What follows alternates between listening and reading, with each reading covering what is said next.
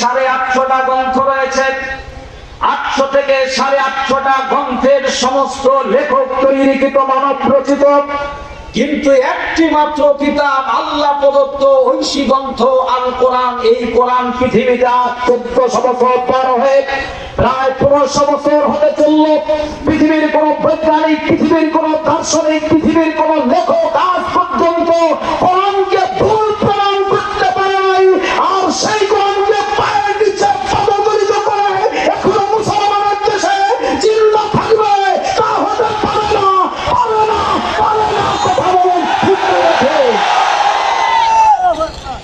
আমরা এসেছি কোরআন শোনার জন্য। কি শোনার জন্য? সুতরাং কোরআনের বিপক্ষে যারা, তাদের সাথে আমাদের 1 সেকেন্ড কোনো সম্পর্ক।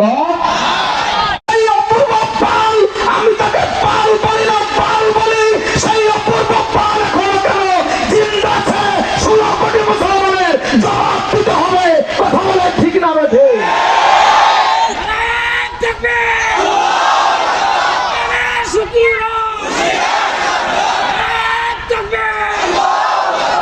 এই পৃথিবীতে 800 থেকে 850টা গ্রন্থ রয়েছে। 800 থেকে 850টা গ্রন্থের সমস্ত লেখক তৈরিকৃত মানব রচিত, কিন্তু একটি মাত্র কিতাব আল্লাহ প্রদত্ত ঐশী গ্রন্থ আল কোরআন। এই কোরআন পৃথিবীতে 1400 বছর পার হয়ে প্রায় 1500 বছর হতে চলল। পৃথিবীর কোন বৈজ্ঞানিক, পৃথিবীর কোন দার্শনিক, পৃথিবীর কোন লেখক আজ পর্যন্ত কোরআনকে ভুল প্রমাণ করতে পারে নাই। আর সেই কোরআনকে পায়ের নিচে পদদলিত করে এখনো মুসলমানের দেশে জিন্দা থাকবে, তা হতে পারে না, পারে না, পারে না। কথা বলেন ঠিক আছে? আমরা এসেছি কোরআন শোনার জন্য। কি শোনার জন্য?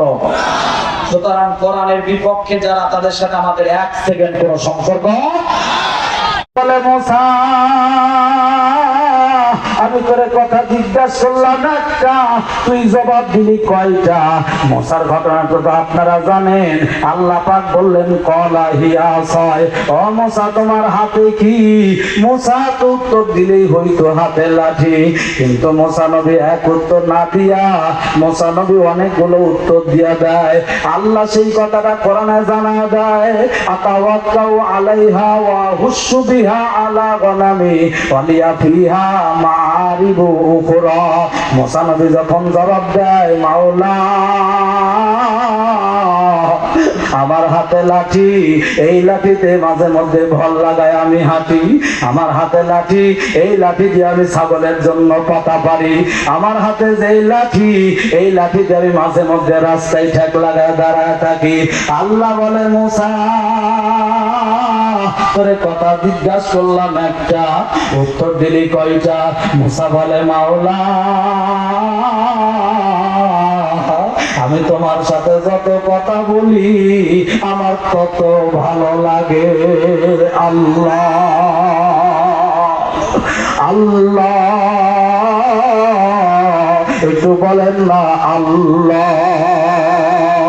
ওই মুসা নবী মাওলাকে দেখতে চাইছে, কিন্তু দেখতে পারে নাই। আরে বন্ধু,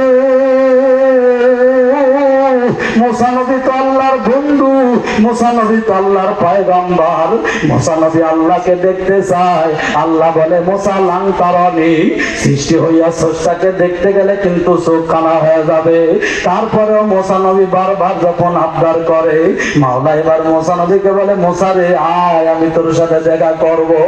মুসা নবী এবার তোর পারে গেছে। মুসা নবী তো দেখা দূরের কথা, মাত্র একটা নূরের তাজান নিতে মুসা নবী জ্বলিয়া পুড়িয়া, মুসা নবী যেই পাহাড়ে বৈশা ছিল ওই পাহাড়টা বাবা পুড়িয়া ছারকার হয়ে গেছে। একটু কথা বলেন তো ঠিক না বেঠি? পাহাড় পরে সুরমা হয়ে গেছে। এখানে আমার একটা ছোট্ট প্রশ্ন রয়ে যায়, আমার মাওলা